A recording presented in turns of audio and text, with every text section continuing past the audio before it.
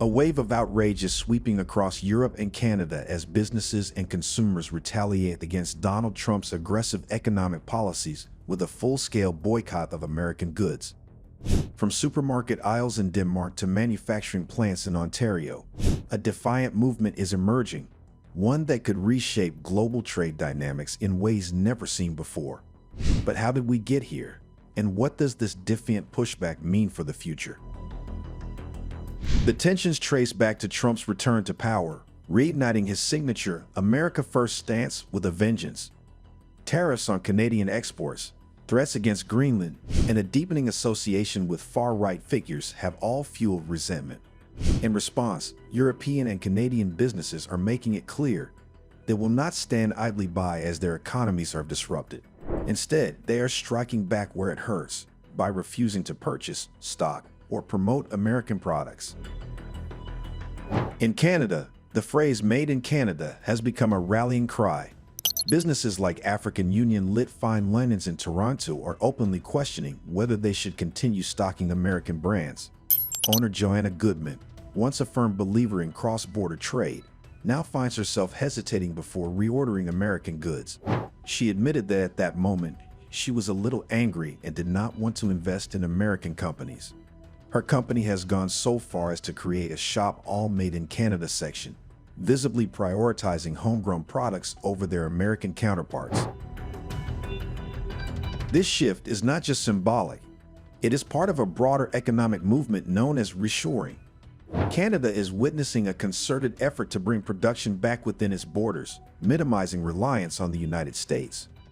Business leaders like Sandra Pupatello, a former Ontario Minister of Economic Development and Trade, stressed that self-sufficiency is now a necessity. The coronavirus pandemic demonstrated the fragility of relying on American suppliers, particularly when, under Trump's first term, exports of vital goods like medical masks were suddenly halted.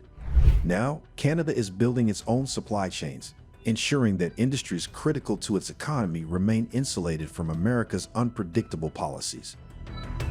The trend extends beyond Canada.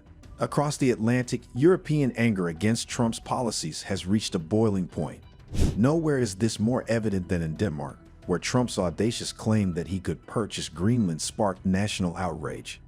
Retired Danish police officer Ivan Hansen is one of many consumers who now scrutinize labels, refusing to buy anything American.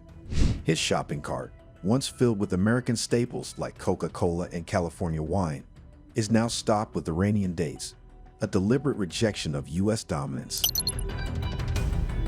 Social media has become a battleground, with thousands joining Facebook groups dedicated to boycotting American products. Hashtags like Boycott USA and Ban American Goods are trending, and Google searches for Boycott America have surged, particularly in Denmark, France, and Canada.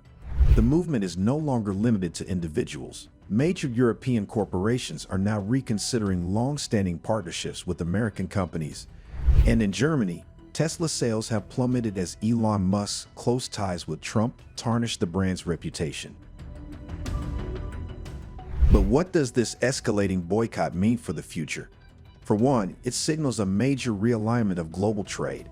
If Canadian and European companies fully commit to alternative supply chains, America's economic grip on its allies could weaken significantly.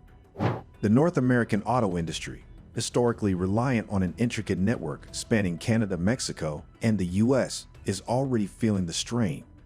Companies that once depended on American suppliers are now actively seeking alternatives.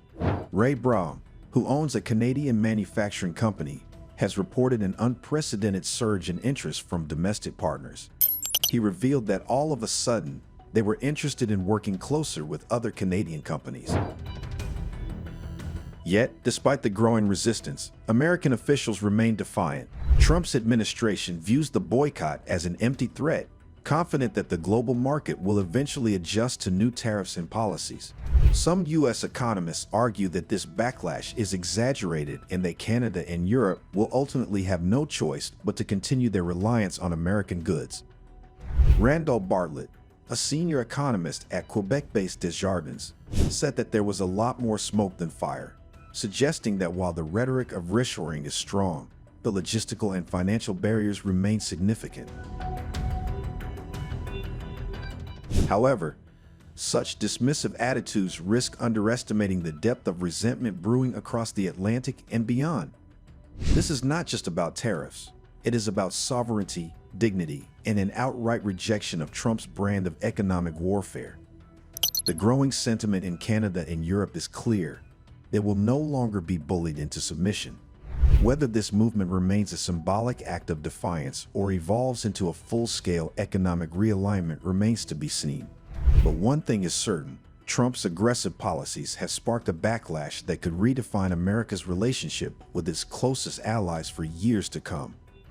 Will this boycott fizzle out, or is it the beginning of a new world order where America's economic dominance is no longer taken for granted? The answer lies in the months to come as businesses, governments, and consumers continue to make their choices in the face of a fractured global economy. Your perspective matters. What do you make of European and Canadian businesses boycotting American goods? Share your thoughts and insights in the comments section below. If you like this video, be sure to subscribe to our current affairs channel and turn on the notification bell so you don't miss any of our informative future videos. Stay informed, stay engaged, and thank you for watching.